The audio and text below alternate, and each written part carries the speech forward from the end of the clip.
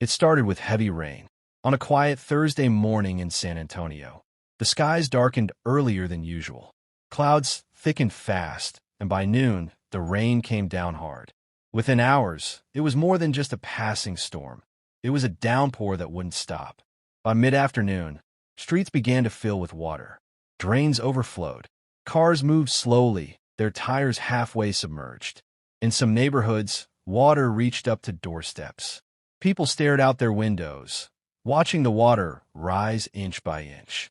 Downtown, the River Walk turned into a rushing stream. Normally a calm, scenic spot for tourists and locals alike, it was now roaring with muddy water, the sidewalks barely visible.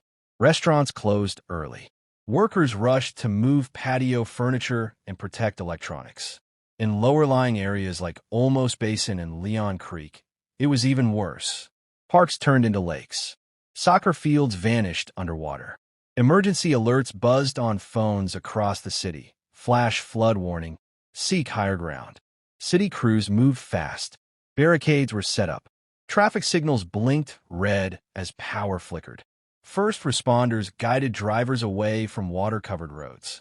In one area, a school opened its gym as a temporary shelter. Blankets, food, and dry clothes were provided for families stuck away from home.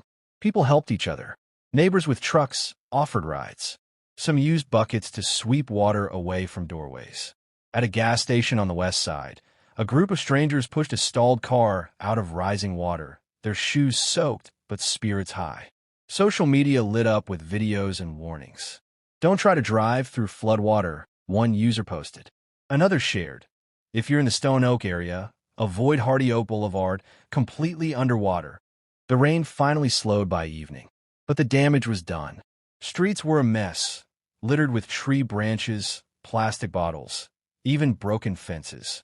Basements were wet, garages flooded, sidewalks covered in silt and leaves. The next more. In the days that followed, the city slowly began to recover. Sanitation trucks moved through neighborhoods, collecting debris piled along sidewalks. Water-damaged furniture, carpet rolls, and cardboard boxes that had turned soft and useless. The hum of generators filled the air in some homes where power was still being restored. At the local community center, volunteers handed out cleaning kits and fresh meals. It didn't matter where you were from. Help was offered with no questions asked. High school students handed out hot tea and coffee, while senior citizens shared blankets and old stories from past floods. There was laughter in small doses, but it felt real. It felt earned. Local businesses reopened with sandbags still stacked by their doors, just in case. Cafes served free coffee to utility workers. Churches opened their halls for donation drives, collecting food, clothes, and school supplies for families who lost belongings. The city moved like a patchwork quilt, each part different but stitched together with care. One morning, a rainbow stretched across the sky above the city, wide and clear after another brief shower. Kids stood outside pointing at it, some with muddy shoes and wet backpacks, heading back to reopen schools. For many, the flood had been a reminder of how quickly things can change. In just one afternoon, plans were canceled, roads disappeared, and homes filled with water. But instead of anger, there was patience. Instead of panic, there was calm.